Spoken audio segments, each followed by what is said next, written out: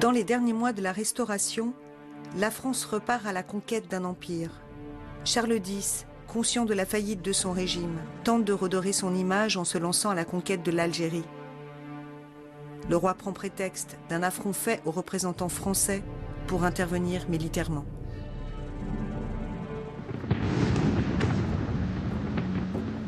Une conquête qui commence en juin 1830, lorsque la flotte française bombarde Alger à la demande du roi Charles X, sous prétexte de libérer des esclaves chrétiens. En réalité, le roi veut redonner de l'éclat à son règne et surtout favoriser les armateurs du port de Marseille.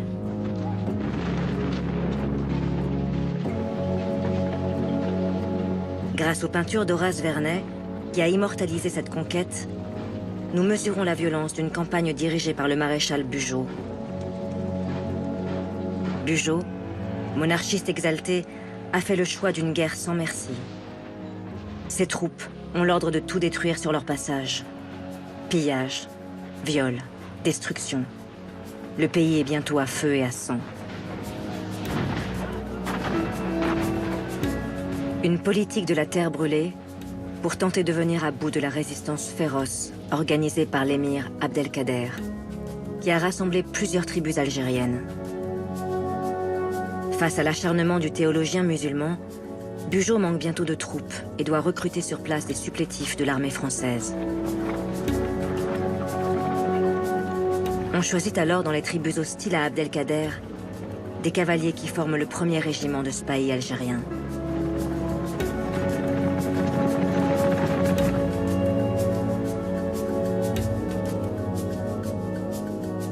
Un renfort crucial pour les troupes de Bugeaud, qui finissent par prendre le dessus.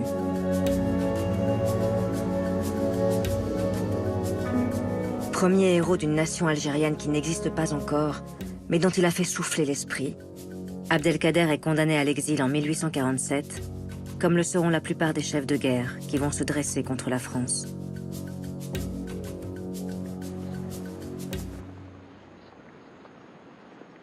Il faudra plusieurs dizaines d'années aux soldats français pour finalement conquérir l'ensemble du territoire, d'Oran jusqu'à Constantine.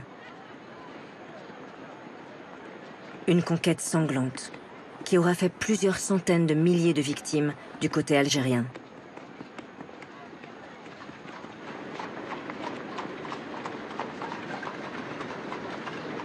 Et voilà la France qui fait de l'Algérie une colonie de peuplement, se déployant dans les principales villes du pays, comme ici, à Tlemcen.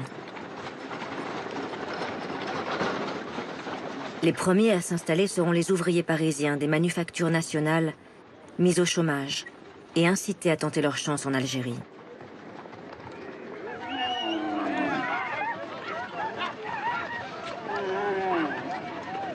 Puis ce seront les paysans des campagnes françaises, d'Espagne ou d'Italie, qui, pour tenter d'offrir un avenir décent à leurs enfants, répondront à l'appel du gouvernement français.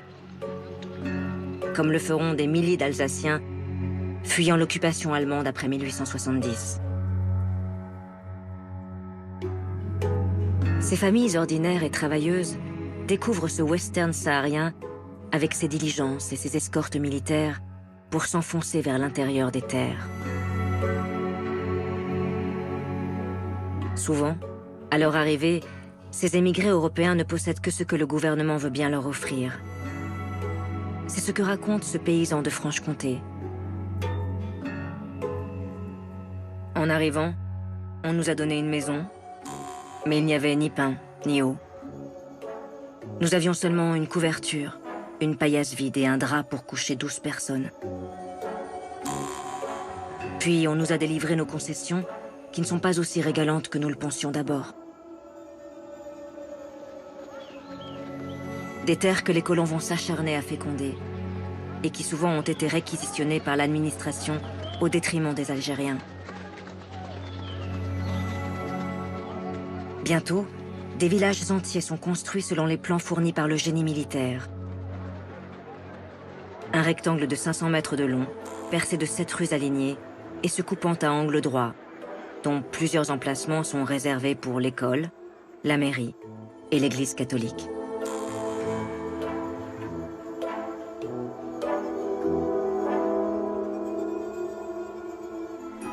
Après 1870, la France cherche à effacer l'humiliation de la défaite contre les Allemands à Sedan et la perte des provinces perdues d'Alsace-Lorraine. Il faut redorer le blason de son armée.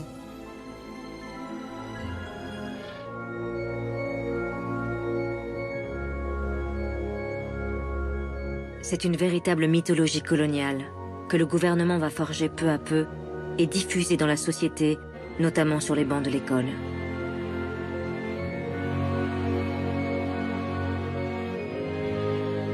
Des protège-cahiers distribués aux enfants racontent les héros et les grandes heures de cette expansion française afin qu'ils s'imprègnent d'une histoire qui doit devenir la leur.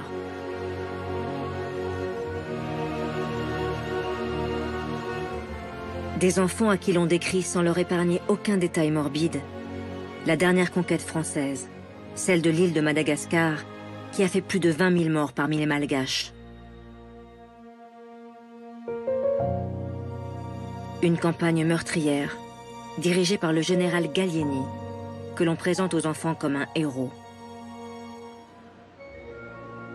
Cet empire qui ne cesse de s'agrandir et de déployer sa mission civilisatrice devient ainsi à l'école le meilleur support pour les leçons de géographie.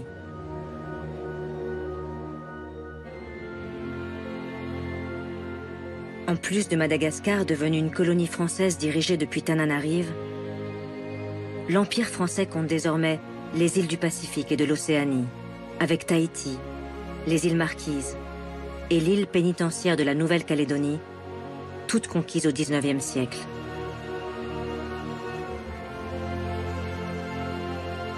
En Afrique, le ministère des colonies a créé 2 grandes zones administratives.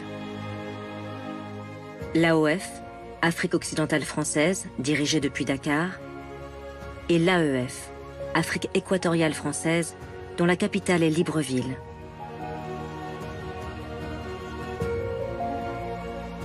Surtout, la France a créé en Asie une fédération d'Indochine, qui regroupe ses possessions du Cambodge, du Laos, du Tonkin, d'Annam et de Cochinchine. Une fédération que l'on surnomme bientôt la perle des colonies françaises. Dans le dernier tiers du XIXe siècle, l'Europe forte de la puissance engendrée par la révolution industrielle se lance dans une course de vitesse pour se partager les restes de l'Afrique et de l'Asie. Les Européens, Anglais et Français en tête, mais aussi Belges, Allemands, Hollandais, Portugais, dessinent les frontières de leur empire. La conférence de Berlin permet d'établir les règles de partage du continent africain entre Européens.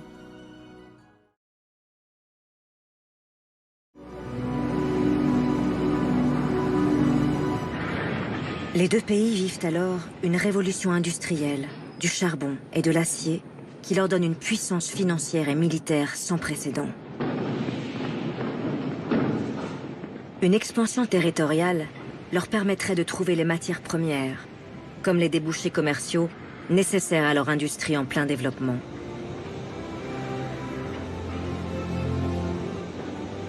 L'époque sera donc celle des empires et de l'impérialisme. C'est-à-dire la domination d'un peuple par un autre peuple, afin de contrôler les richesses de territoires toujours plus vastes. Et cette domination qui nourrit les imaginaires, ils vont être nombreux parmi les élites françaises à la défendre ardemment. Lorsqu'il devient chef du gouvernement, le républicain de gauche Jules Ferry revendique pleinement cette ambition coloniale. Question de développement économique, mais aussi question de puissance qu'il faut retrouver après la défaite contre la Prusse en 1870. Ferry se lance alors dans une politique coloniale d'ampleur. Pour Jules Ferry, cette expansion française, patriotique et économique, se double d'un objectif moral. La colonisation est pour lui une question de civilisation. Comme beaucoup à l'époque, Ferry a la conviction que les Européens ont le devoir de civiliser ces races d'Afrique et d'Orient, que l'on considère alors comme inférieures. C'est ce qu'il explique aux députés. Est-ce que quelqu'un peut nier qu'il y a plus de justice, plus d'équité, plus de vertu sociale dans l'Afrique du Nord depuis que la France a fait sa conquête?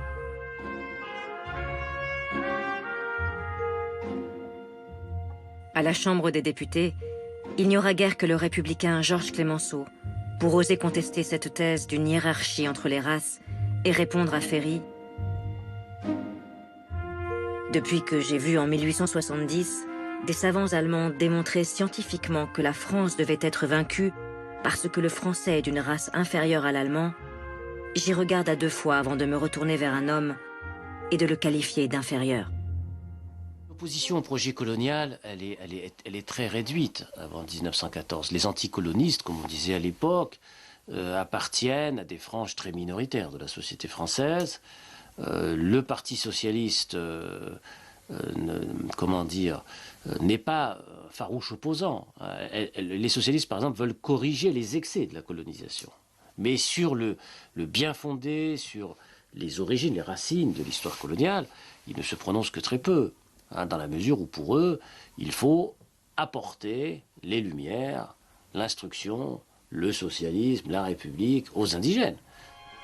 Une partie de la droite conservatrice estime que les conquêtes coloniales détournent la France de la revanche contre l'Allemagne. On nous a enlevé 2 enfants, vous nous offrez un domestique, dit-on à droite. Paradoxalement, d'ailleurs, la droite française a hésité sur la conquête coloniale, beaucoup plus que la gauche sur ce plan-là, puisque la préoccupation principale de la droite française dans ces années-là, c'était la reconquête de l'Alsace-Lorraine qui avait été perdue en 1870. Donc, plutôt que de regarder vers le sud, la droite française regardait davantage vers l'Est. Les seuls opposants, d'ailleurs, c'est étonnant à l'époque, ils ne s'opposent pas sur le principe de la colonisation. Ils s'opposent sur l'anachronisme d'abandonner l'Alsace-Lorraine et une politique continentale. Et c'est la droite. C'est la droite française à l'époque, monarchiste, bonapartiste notamment, mais surtout la droite nationaliste et monarchiste, qui disent « mais qu'allons-nous faire aux colonies ?» Comme disait, je crois c'est des Roulèdes, vous me donnez 20 esclaves, vous me prenez 2 nièces ou 2 sœurs, pour parler de l'Alsace-Lorraine. Eux sont plutôt opposés à cette politique de compensation d'une certaine manière. Aller aux Outre-mer pour oublier notre Alsace et notre Lorraine, aller aux Outre-mer pour oublier l'Allemagne qui nous a vaincus, c'est une erreur de stratégie politique. C'est marrant, mais les seules critiques ne sont pas des critiques morales. Ce sont des critiques de stratégie de politique internationale et étrangère.